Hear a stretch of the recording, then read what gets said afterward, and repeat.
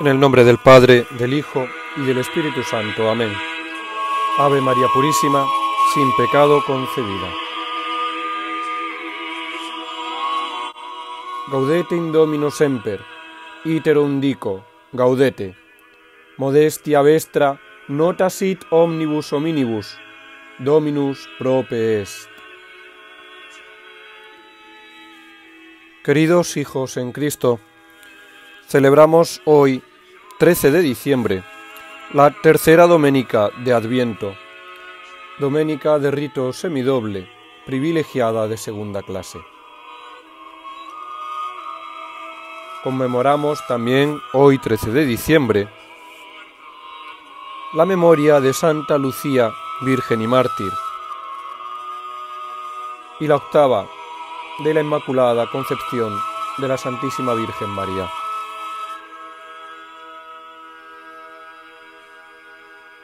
Santa Lucía de Siracusa, mártir romana del siglo III. Era Santa Lucía, una noble romana que había quedado huérfana de padre. Su madre, achacada por las enfermedades, la exhortó a contraer matrimonio con un joven pagano. Para evitar el matrimonio, Santa Lucía, que se había consagrado a Dios,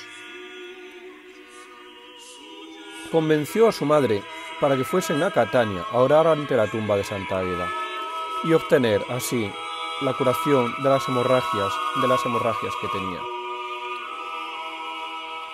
Ella misma acompañó a su madre y Dios escuchó sus oraciones, curando a la madre. Entonces Santa Lucía le dijo que deseaba consagrarse a Dios y repartir su fortuna entre los pobres, a lo cual accedió. El pretendiente de Lucía se indignó profundamente y delató a la joven como cristiana ante el procónsul Pascasio. En ese momento arreciaba la más dura de las persecuciones contra los cristianos en la época de los romanos, la del emperador Diocleciano. Detenida, aquel procónsul instó a la joven para que adorase a los dioses, amenazándola incluso con torturarla para que no se resistiera. Sin embargo, Santa Lucía respondió que los que creemos en Cristo y tratamos de llevar una vida pura, tenemos al Espíritu Santo que vive en nosotros y nos da fuerza, inteligencia y valor. El juez entonces, aquel juez impío, amenazó con llevarla a un lugar donde sería sometida a la fuerza por varios hombres. Ella, sin embargo, respondió aquello del cuerpo queda contaminado solamente si el alma es consciente. Siglos más tarde, Santo Tomás de Aquino admiraba la respuesta de aquella santa, pues al fin y al cabo, como bien dice Santo Tomás, no hay pecado si no se consiente en el mal. No obstante, permitió Dios que aquellos impíos no pudieran llevar a cabo la acción que pretendían. Ni los guardias, ni siquiera con 2 yuntas de bueyes, consiguieron mover a Santa Lucía del sitio donde estaba, como si por arte de magia hubiera echado raíces en la tierra. Pascasio, al enterarse de lo sucedido, condenó a Lucía de brujería y la llevaron a la hoguera. Sin embargo, el fuego tampoco le hizo daño. Al ver esto, lleno de ira, ordenó que le sacaran los ojos, y sin embargo, la santa siguió viviendo. Pascasio, enfurecido, la condenó a ser decapitada, y así entregó su vida a Dios, el 13 de diciembre del año 304. Roguemos, pues, a esta santa, para que permanezcamos siempre firmes ante Dios nuestro Señor, y no resistamos a cometer cualquier pecado a una costa de nuestra vida. Celebramos también, como decía al principio, la tercera doménica de Adviento. Como os comentaba hace 3 domingos, el tiempo del Adviento quiere precisamente la Iglesia prepararnos a la venida de Cristo nuestro Señor. Así pues, vemos hoy, en el tercer domingo de Adviento, llamado también Domingo de Gaudete, cómo se acerca cada vez más la venida de Cristo. En esta doménica, la Iglesia relaja un poco la penitencia, como habréis podido observar los que esta mañana hayáis acudido a misa.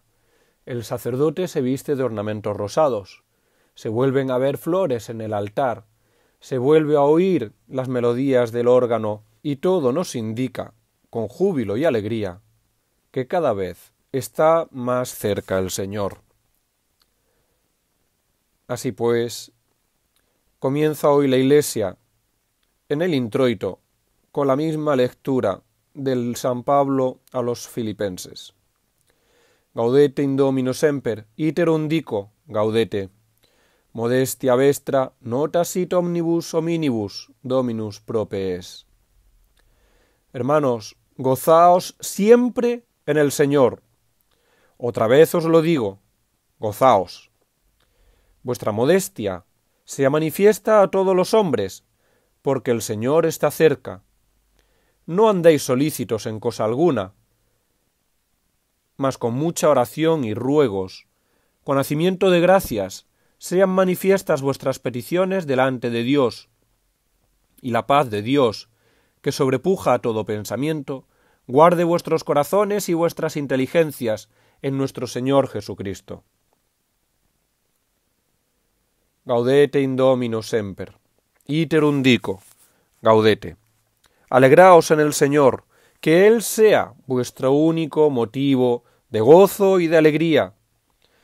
Ay de aquellos que buscan gozos fuera del Señor, pues al fin y al cabo, el fin último de la vida humana es precisamente la bienaventuranza o felicidad, el gozo y el gozo eterno.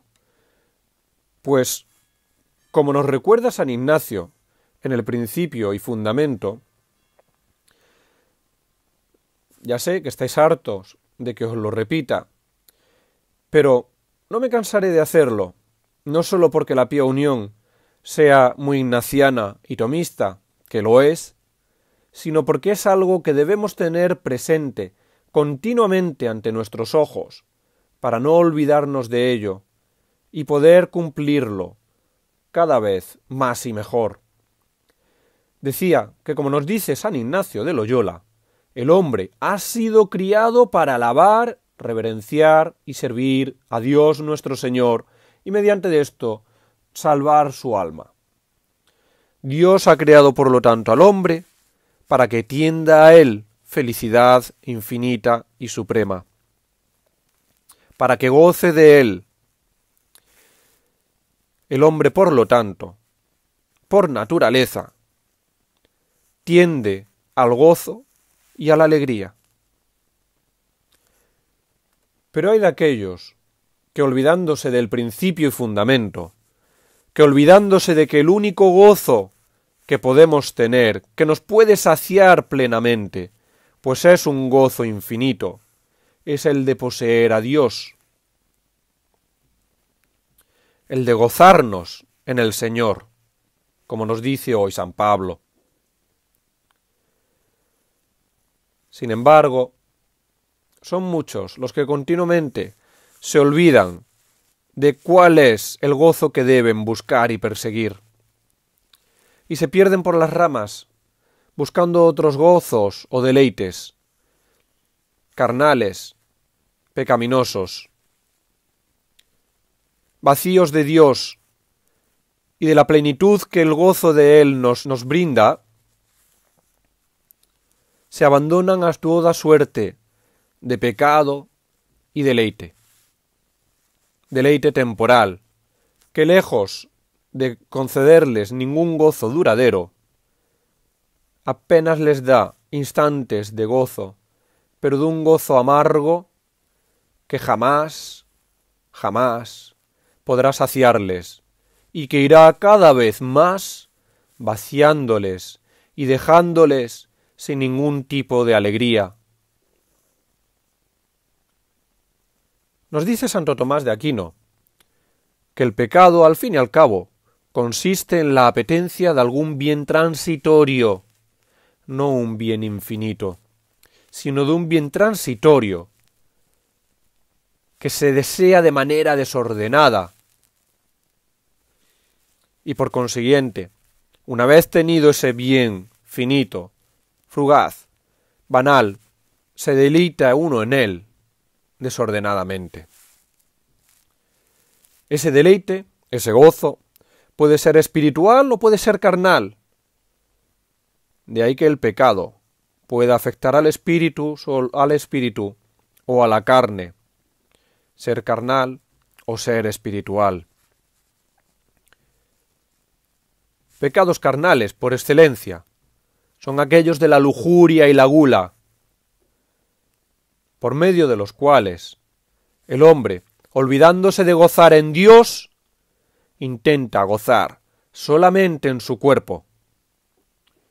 En la gula, intenta, por medio del exceso de la comida, conscientemente, moverse hacia el placer producido por los alimentos. Sin embargo, por más que ingiera y coma alimentos, por muy buenos que estén, nunca llegará a sentirse saciado y después de haberlos ingerido, querrá volver a ingerir más. Pues al final, no hay ningún goce y deleite, temporal ni transitorio, que pueda saciar el ansia de gozo y felicidad a la que aspira el ser humano. Los pecados de la lujuria no son sino precisamente ese deleite desordenado en los placeres venéreos, donde el apetito inferior, concupiscible, termina imponiéndose al entendimiento y voluntad, a las potencias superiores, de manera desordenada, dando así pues la vuelta precisamente al orden que debería tener un ser humano, y es que sus potencias superiores, entendimiento y voluntad, pudieran dominar a las inferiores.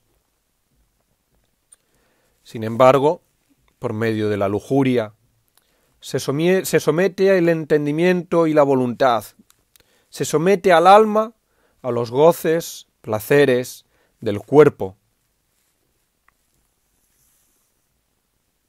Por eso San Pablo, en la carta de los Corintios, nos dice: purifiquémonos de toda mancha, de la carne y del espíritu. Y también aquello de que el que fornica peca contra su propio cuerpo, pues a fin y al cabo, el alma sirve al cuerpo en vez del cuerpo al alma. Tanto que en el momento de los pecados de lujuria, el hombre no puede ni siquiera pensar en ninguna otra cosa, absorbida, como tiene la razón, en sólo el deleite carnal. Deleite que lejos de llenarle, gozo que lejos de saciarle, cada vez lo va vaciando más y dejando más insatisfecho, pues cuando se termina ese gozo, inmediatamente desea volver otra vez a tenerlo. Es un gozo imperfecto y un gozo que además comete en el alma uno de los mayores daños, pues la somete y la deja en manos de cualquier otro pecado, con tal de salirse con la suya. Pero hay quienes buscan deleite en sí mismos, un deleite, un deseo desordenado en deleitarse en su propia excelencia, en una excelencia que no es ni siquiera real, sino que viene dada por una exacerbación de su propia naturaleza. La soberbia, ese deseo desordenado de ser tenido en cuenta, de estar por encima de rebelarse, de no someterse, de no obedecer, de no acatar, pues encuentra deleite y gozo en contemplarse siendo lo que no es. A veces, por desgracia, ese gozo o ese deleite se obtiene, o lo obtienen algunos, al considerarse dueños de muchas riquezas, y sólo consiguiendo estas riquezas obtienen cierto deleite. La avaricia. El avaro se deleita en la posesión de las riquezas y el dinero, y en ello le va su vida. Sin embargo, cuanto más dinero tiene, cuantas más riquezas atesora y posee, tanto más desea tener, y nunca se verá saciado, pues sólo Dios puede saciar el deseo de felicidad y gozo en el hombre. Los hay quienes incluso sienten deleite y gozo con el pensamiento de venganza, con la esperanza de venganza, la ira. Quienes dejándose llevar por este pecado, por este desorden, lo que buscan es un gozo fugaz también, pensando, maquinando la venganza contra aquellos que de alguna forma hayan podido ofenderle, o la envidia, ese gozo desordenado en el bien propio, o en los bienes propios, con tristeza de los bienes ajenos, por cuanto consideran que el bien ajeno es contrario al propio. Por eso, la soberbia y la envidia son los dos pecados principales de Satanás y los ángeles caídos, pues ven con tristeza y se alegran en la caída del hombre. Ven con tristeza la dignidad a la que la humanidad ha sido encumbrada por la redención de Cristo, y se alegran cuando ven que el hombre no es capaz de llegar a esa felicidad, a ese gozo, a gozar de la bienaventuranza de Dios. Ellos, que desde el primer momento, al enterarse de los planes de Dios sobre el hombre, al enterarse de los planes de Dios sobre la encarnación, gritaron aquel non serviam, expresión máxima de soberbia. No serviré, que me sirvan a mí, no serviré a ningún hombre, ni incluso aun cuando sea Dios. No serviré a ninguna mujer que sea encumbrada por encima de los ángeles. Non serviam, no serviré ni a Jesús ni a María. Creyéndose, intentando gozarse en el deleite de ser más que Dios, más que los hombres. Y así, el demonio, los demonios, llevan al hombre por el camino de la perdición, a causa de su soberbia y su envidia. pues no quieren que el hombre goce bajo ningún concepto de la felicidad y bienaventuranza que Dios ha dispuesto para él. Por eso, San Pablo nos dice en la epístola: gozaos siempre en el Señor, y nos insiste inmediatamente: otra vez os lo digo, gozaos. Gaudete in Domino semper, iterum dico, gaudete. Como dice nuestro fundador y obispo Monseñor de Rojas, la clave está en el semper. La clave del gaudete, del gozaos, está en el siempre. Siempre. En la alegría o en la tristeza, en la salud o en la enfermedad, en la pobreza o en la riqueza. En cualquier circunstancia o situación, alegraos siempre en el Señor. Fijaos, pues, en el santo Job. Aun a pesar de haberlo perdido todo, riquezas, familia, posición, estima, lo único que hizo fue decir aquello de: Dios me lo dio, Dios me lo quitó, alabado sea Dios. No debemos fijarnos en si tenemos o no tenemos salud, dinero, seres queridos. No debe ser eso motivo de gozo.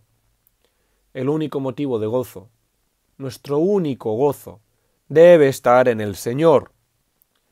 Gaudete in Domino semper, iterum dico, gaudete. Alegraos siempre en el Señor. No pongáis vuestros gozos en bienes materiales, ni tan siquiera en seres finitos y mortales. No sea que os pase, como le pasó, entre otros, a San Francisco de Borja, que enamorado como estaba en secreto de la emperatriz de España, al tener que ser testigo de su muerte y ver corrompida aquella belleza humana, cayó en la cuenta, se convirtió y gritó aquello de: no serviré nunca más a amo que se me pueda morir. Pues, aunque está bien, por supuesto que sí, claro está, faltaba más, que amemos a nuestros seres queridos, a nuestra familia, incluso que amemos a las personas con las que vamos a formar una vida, a nuestro cónyuge, nuestra mujer, nuestro marido. Sin embargo, a nadie debemos amar por encima de Dios. El gozo debe ser, nuestro gozo supremo debe ser y estar en Dios nuestro Señor,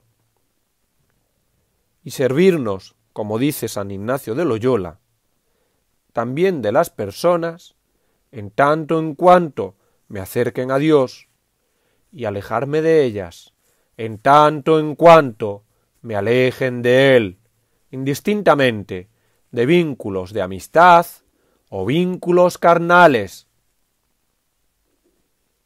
Pues no debemos poner a ningún ser humano por encima de Dios. De lo contrario, estaremos buscando un gozo o deleite mortal, fugaz, finito, y seremos reos de cualquier otro tipo de pecado.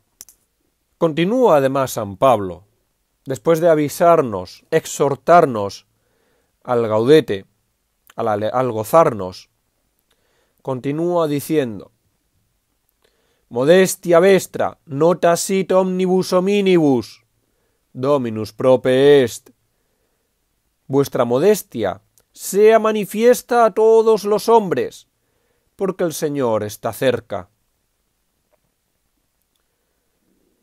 quienes ponen su gozo en las cosas temporales y se dejan llevar sobre todo por la madre de todos los pecados, que es la soberbia,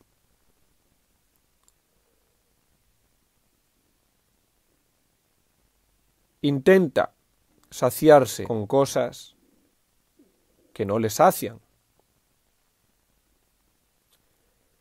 La soberbia, lejos de dar gozo, lo que hace es mover a la persona a desear cada vez más conseguir un gozo a costa de lo que sea. Sin embargo, aquellos que se gozan en el Señor, como nos dice San Pablo, deben gozarse con modestia, y la modestia debe ser manifiesta a todos los hombres. ¿En qué consiste, pues, la modestia? Muchos han querido ver cierta similitud y casi considerar sinónimos a la modestia y la humildad. Al fin y al cabo, como nos dice Santo Tomás de Aquino, modestia y humildad forman parte de la templanza. La modestia, como virtud, debe moderar sobre todo 4 objetos, 4 movimientos. En un primer momento, en primera instancia, los movimientos del ánimo hacia alguna excelencia, es decir, la soberbia, los movimientos de la soberbia.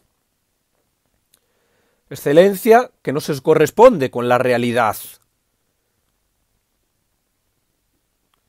Para combatir la soberbia y la forma de moderarla, precisamente, es por medio de la humildad. Otro de los movimientos que debe moderar la modestia son los movimientos del deseo de las cosas del conocimiento.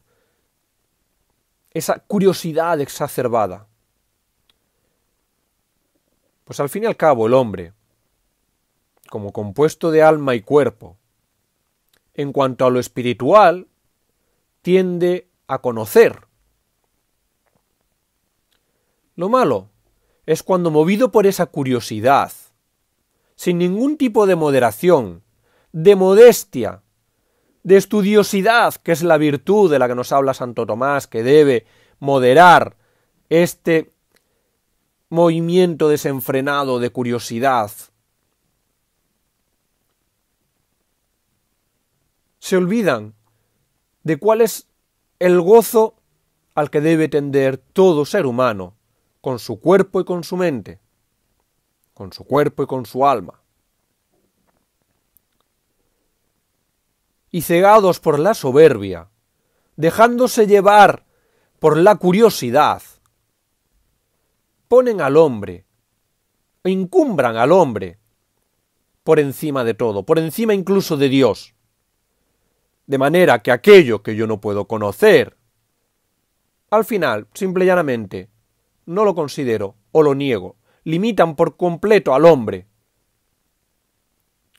concediéndole, dándole unas capacidades que no tiene, y negando que el hombre pueda ser capaz de conocer aquello que le excede. Se convierte el hombre en el centro de todo y niegan incluso a Dios. Ese deseo desordenado de conocimiento, movido por la curiosidad, termina llevando al hombre al indiferentismo, al agnosticismo, al ateísmo, llegando a negar a Dios. Como excede de mis capacidades cognitivas, o no creo en él, o simple y llanamente no lo considero, y busco la felicidad, el gozo, por otras vías, que al final no me van a saciar. Debe, por lo tanto, la modestia moderar también el deseo de las cosas del conocimiento, para con modestia, con humildad, conocer y reconocer cuáles son nuestros límites, hasta dónde podemos llegar con nuestro conocimiento, y someter nuestro entendimiento, memoria y voluntad a la revelación divina. Otros movimientos que debe moderar los terceros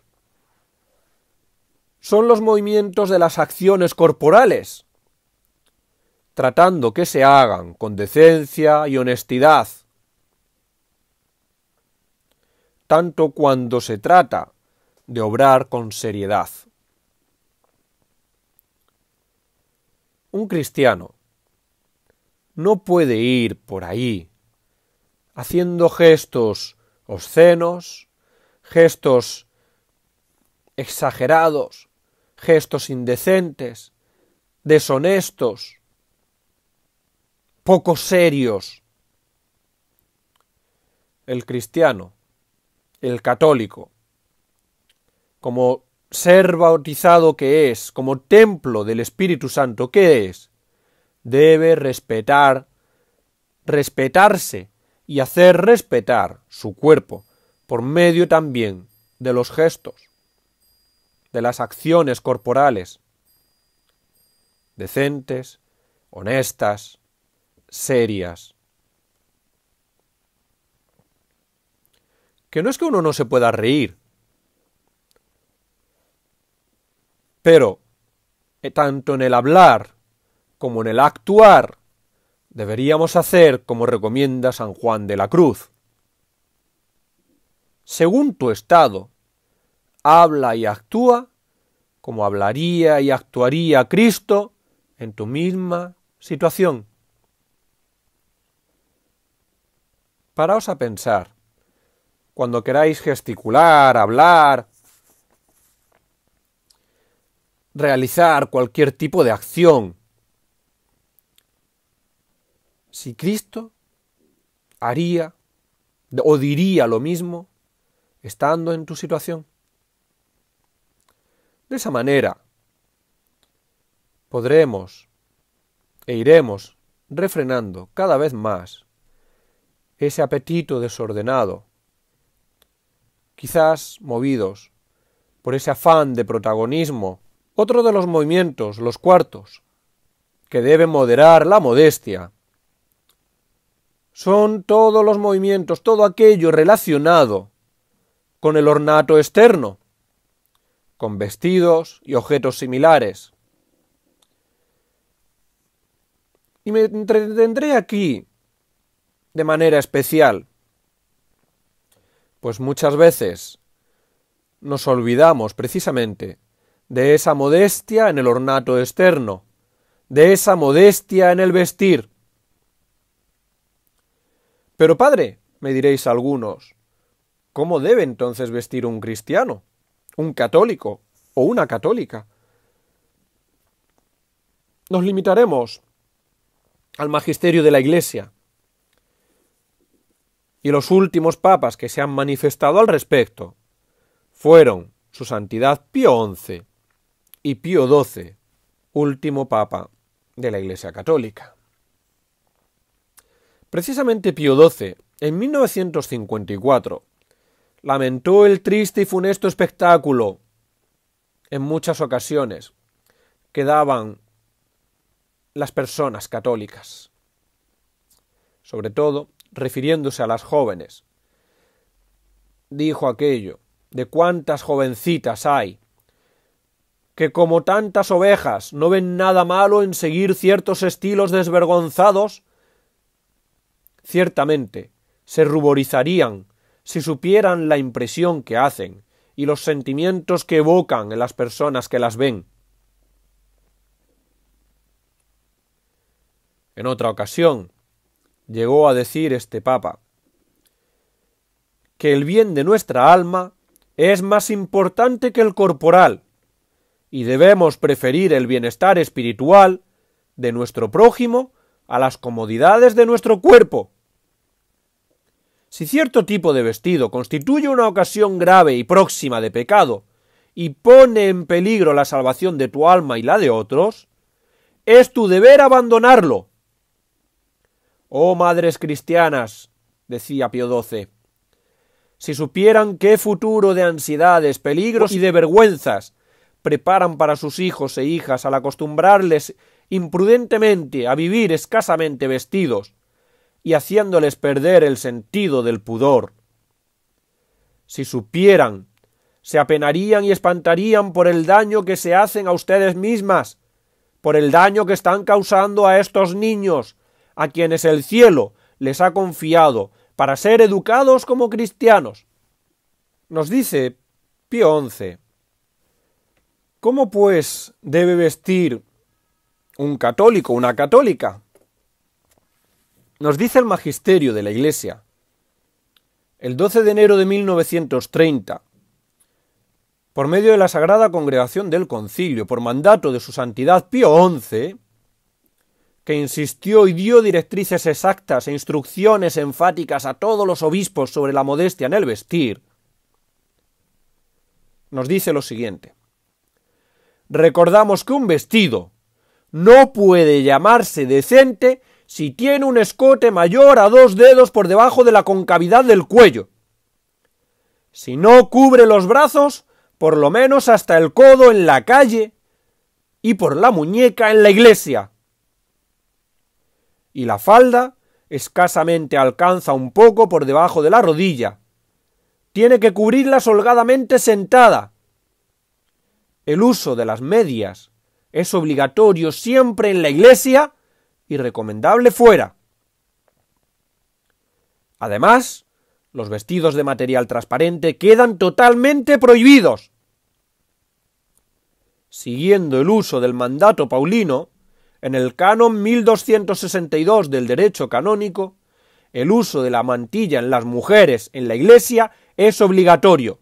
De no llevarla, se le ha de invitar a abandonar el templo. Y sigue diciendo para el hombre también: el propio hombre no se escapa a la inclinación de exhibir su carne. Algunos van en público desnudos hasta la cintura, o en pantalones muy apretados o en calzonetas muy pequeñas.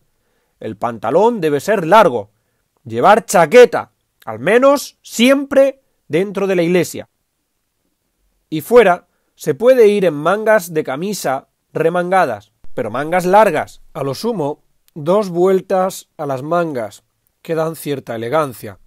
Pero no, y traigo a colación ahora lo que dice nuestro fundador: no uséis esas mangas cortas, esas mangas de panadero, las mangas de panadero para el obrador, pero no para las calles, y mucho menos para las iglesias. Y estas normas son para que no ofendan a Dios y no cometan ofensas en contra de la virtud de la modestia. También pueden ser una ocasión de pecado, en pensamiento y deseo, para otra persona. Por lo tanto, nos dice la Iglesia que las mujeres, como bien sabéis, deben ir cubiertas con una mantilla holgada a la iglesia, de manera obligatoria, haciendo caso al precepto de San Pablo: la mujer que se cubra la cabeza, la mujer que ora, que se cubra la cabeza, y si no se la cubre, que se rape, nos dice San Pablo. Y además, en cuanto a los vestidos, como bien habéis oído, y os vuelvo a recordar, el escote no puede bajar más de 2 dedos desde la concavidad del cuello. Todo lo que supere los 2 dedos es inmoral, indecente. No deben entrar así a la iglesia. Y no solo no deben entrar a la iglesia, sino que no deben ir así por en la calle. Pero si acaso tuvieran el atrevimiento de entrar en la iglesia con escotes más grandes de 2 dedos, los sacerdotes deberán negarle los sacramentos. Las mangas, para la iglesia, deben ser largas, cubrir hasta la muñeca. Y para la calle, bajar del codo, llegar por lo menos hasta el antebrazo. En cuanto a las faldas, holgadas, nada de pantalones para las mujeres, faldas holgadas, que bajen de la rodilla de manera que al estar sentadas cubran las rodillas. No hace falta tampoco que lleven faldas hasta los tobillos como si fueran monjas, pero sí lo suficientemente largas como para que al sentarse les cubran las rodillas. Y así deben ir fuera y dentro de la iglesia, no solo dentro. Dentro de la iglesia deberán llevar siempre medias. Siempre. Y esto vale para cualquier país del mundo. No solo para países europeos donde hace más o menos frío. También para los tropicales. Y países donde hace calor. La mujer debe llevar medias dentro de la iglesia. Y manga larga.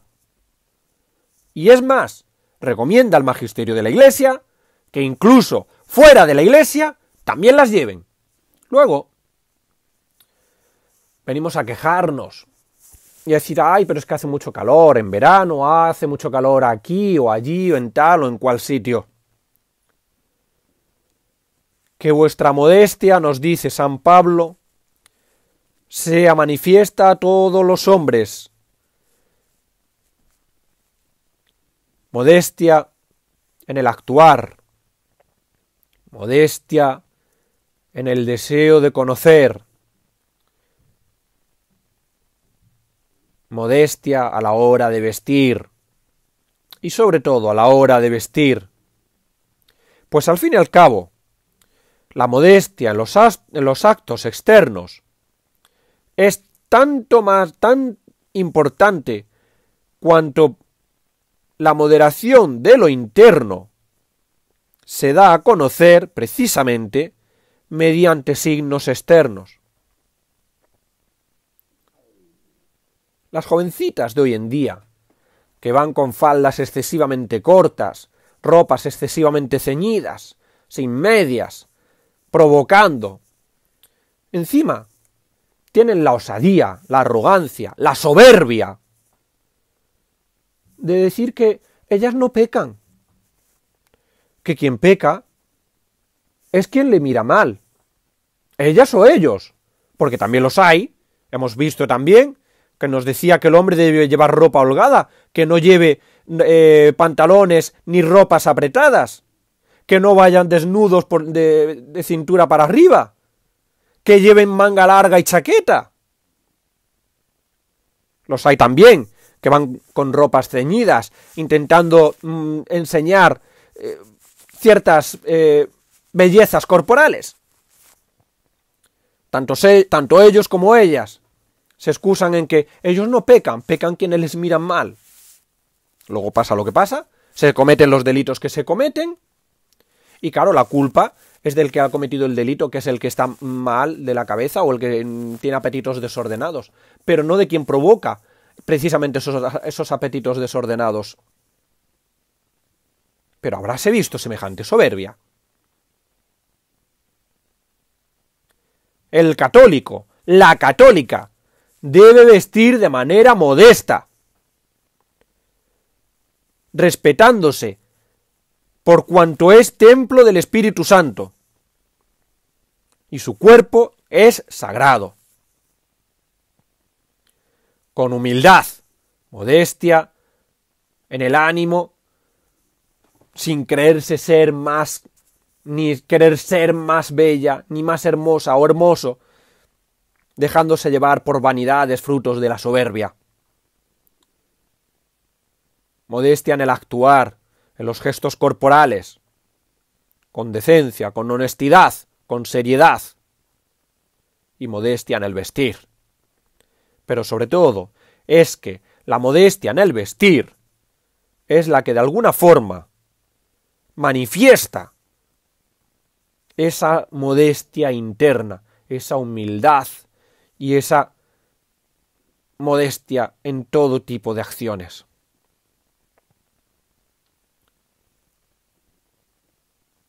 Que vuestra modestia sea manifiesta a todos los hombres.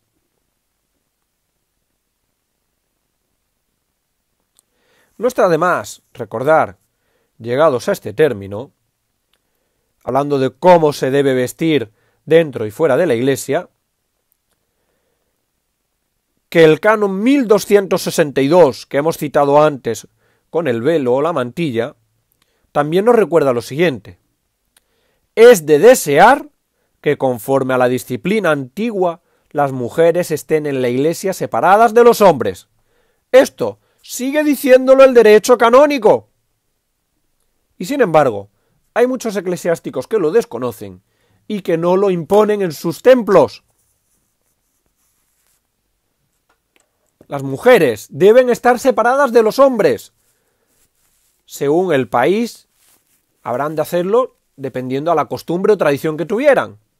En España, por ejemplo, lo tradicional era que los hombres se sentaran en el lado del Evangelio por ser el lado más digno y las mujeres en el lado de la epístola. Es decir, según entramos a la iglesia mirando al altar, los hombres en el lado de la izquierda y las mujeres en el lado de la derecha. Pero incluso en la iglesia no solo deben vestir modestamente, sino que deben estar también separados.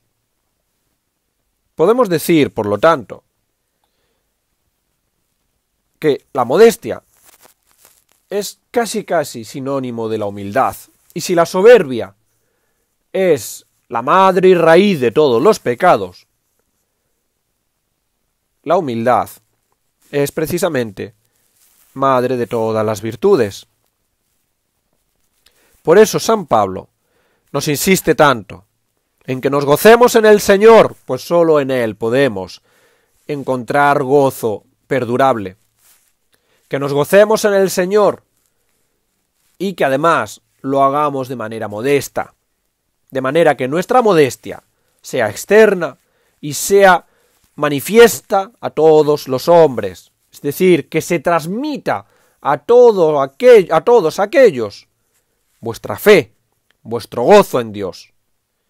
Pues quien se goza en Dios no viste de manera indecorosa, no actúa de manera indecorosa, no se deja llevar por la curiosidad de manera desmedida, ni se deja llevar por el ánimo de ser considerado o considerarse por encima de sus límites o posibilidades. Nos está, por lo tanto, San Pablo diciéndonos: alegraos en el Señor y sed humildes, y que vuestra humildad, que vuestra modestia sea manifiesta a todo el mundo. ¿Por qué? Porque Dios está cerca. Dominus prope est.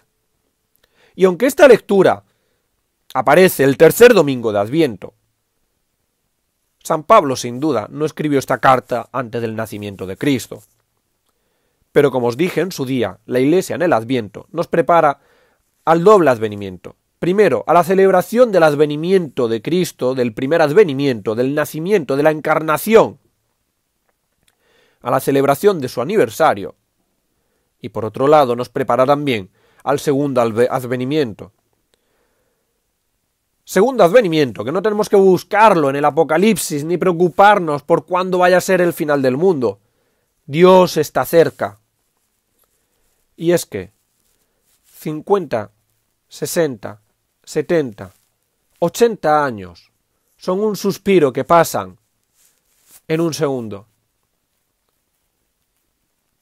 Ayer éramos jóvenes y hoy ya estamos postrados en cama esperando que nos llegue la muerte. Dios está cerca, claro que sí. Y no sabemos cuándo, cómo, en qué momento, en qué lugar vendrá a reclamarnos y a llamar a nuestra puerta. Haced pues como las vírgenes sensatas y no como las necias. Acordaos de aquella parábola del Evangelio, en la que fueron las vírgenes a esperar la venida del esposo, unas con aceite de sobra para sus lámparas y otras con el justo y menos. En la vigilia, mientras esperaban la venida del esposo, las necias se quedaron sin aceite y le pedían aceite a las prudentes. Pero las prudentes que eran, valga la redundancia, no quisieron darle aceite, no sea que no nos llegue ni para vosotras ni para nosotras. Y cuando marcharon las necias en busca de aceite, al volver se encontraron las puertas cerradas, pues ya había llegado el amado, el esposo, y las había dejado fuera, y no habían podido entrar a las nupcias, al banquete nupcial. Es pues la lámpara, símbolo del alma en gracia. Las vírgenes prudentes procuran vivir en gracia de Dios. El católico prudente, temeroso de Dios, que se goza y alegra en Dios nuestro Señor, y que se manifiesta a los demás hombres de manera modesta, procura vivir en gracia de Dios, alabándolo, reverenciándolo y sirviéndolo, para luego, por medio de esto, poder salvar su alma. A quien así actúa, no le pilla a Dios de improviso, sino con las lámparas llenas de aceite, con su alma rebosante de gracia. No hagáis, pues, como las necias, que se abandonan a los pecados, a los placeres de la carne o del espíritu, buscando deleite y gozo en cosas finitas fuera de Dios, posponiendo siempre la conversión. Pues ya tendré tiempo de pedir perdón, ya tendré tiempo de confesarme, ya tendré tiempo de arrepentirme, ya tendré tiempo de amar a Dios, ya tendré tiempo. Y cuando te quieras dar cuenta, el tiempo se acaba y ya no puedes gozar de Dios, gozar del banquete nupcial.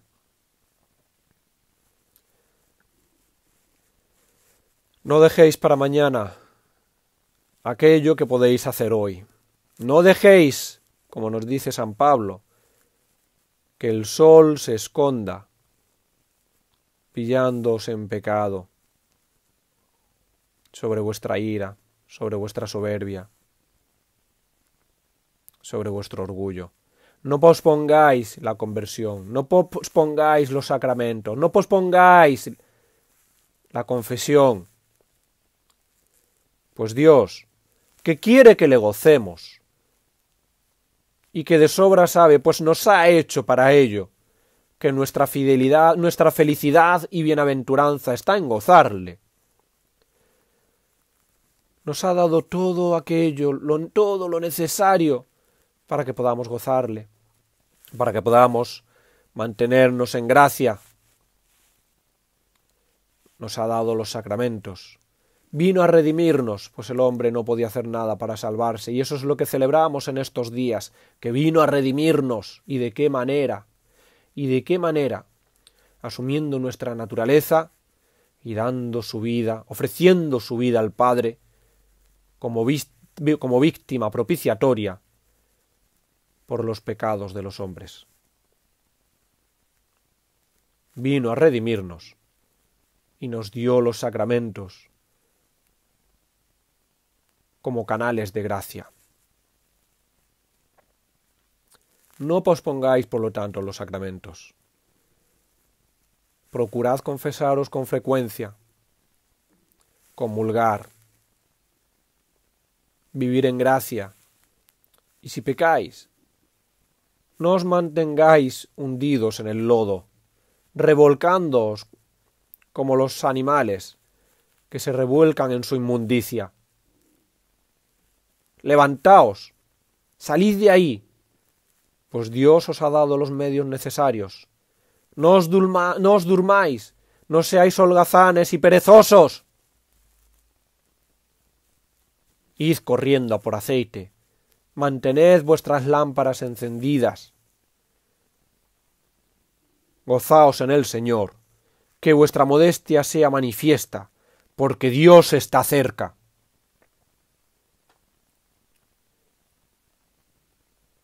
Por eso, precisamente, nos continuaba San Pablo diciendo: no andéis solícitos a cosa alguna.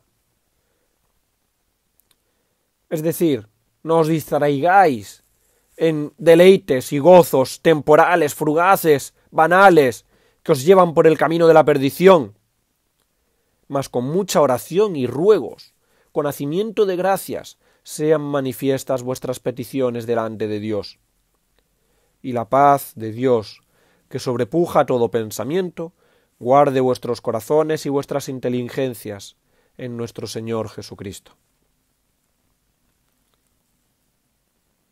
No sea que durmiéndoos, cegados por vuestros pecados, por vuestra soberbia, por vuestra vanidad, por vuestro orgullo, por vuestra ira, por la envidia, por la gula, la lujuria, la pereza, la avaricia, no sea que cegados por tantos y tantos deleites finitos que embotan vuestra alma, no seáis capaces de daros cuenta de que Dios está ya aquí, como le ocurrió a los fariseos del Evangelio.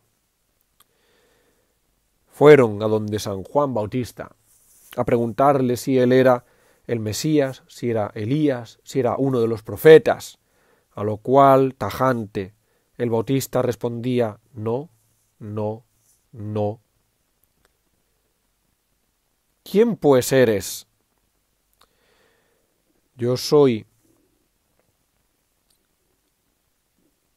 la voz que clama en el desierto: enderezad el camino del Señor. Y luego, posteriormente, les dijo a aquellos fariseos: yo bautizo en agua, mas en medio de vosotros está uno a quien vosotros no conocéis. Aquellos fariseos, cegados por su soberbia, eran incapaces de ver a Dios, que estaba allí, en medio de ellos.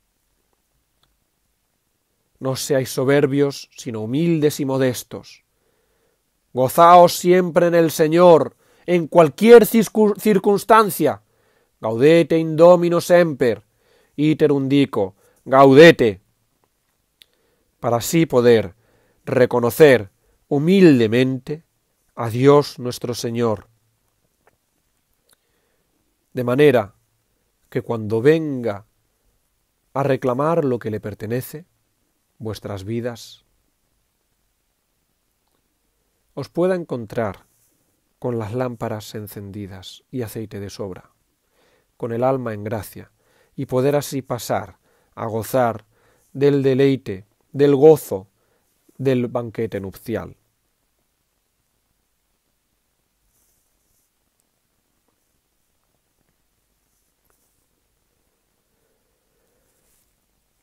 Celebraremos también esta semana, y los que habéis venido esta tarde podréis observar ahora más tarde, precisamente la fiesta de la expectación de Nuestra Señora, o Nuestra Señora de la Expectación, también conocida como la advocación de Nuestra Señora de la O. El 18 de diciembre, próximo viernes, actualmente nosotros, como bien sabéis, estamos celebrando la novena de la expectación. El 18 de diciembre celebraremos esta fiesta tan española. Españolísima, sí. Decíamos en el último sermón, el día de la Inmaculada, que el dogma de la Inmaculada es un dogma genuinamente español. Pero la fiesta de la expectación no se queda ni mucho menos atrás. Pues las dos fiestas más antiguas que hay en la Iglesia, las dos fiestas marianas más antiguas, son la de la Asunción de Nuestra Señora y la expectación del parto, el 18 de diciembre. Fiesta españolísima, pues ya en el 656 en el 10º Concilio de Toledo, se dictaminó que el 18 de diciembre se celebrase la fiesta de la Encarnación. Pues tan gran fiesta y tan importante, al caer normalmente en Cuaresma el 25 de marzo, para evitar que se viera afectada por las tristezas de la Cuaresma, los padres del Concilio de Toledo dispusieron que aquel día en que el ángel comunicó a la Virgen la concepción del Verbo, para celebrarse dignamente, se celebre el 18 de diciembre, el 8º día antes del nacimiento de nuestro Señor. Ya en la Edad Media, el 18 de diciembre era por excelencia el día de Santa María en España. Fueron aquellos padres visigodos de la Iglesia española los que establecieron este día. San Eugenio, que presidió el Concilio de Toledo, el 10º Concilio de Toledo, San Fructuoso y San Ildefonso. San Ildefonso incluso, para abandonar la vieja liturgia mozárabe y abrazar el rito romano, puso como condición conservar la fiesta de la expectación de Nuestra Señora, la fiesta de la Encarnación, el 18 de diciembre.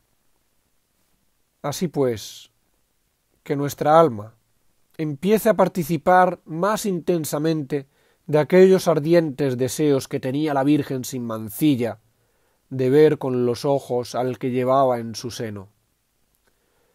Nuestras miradas deben hacerse más atentas para espiar la caída del celestial rocío.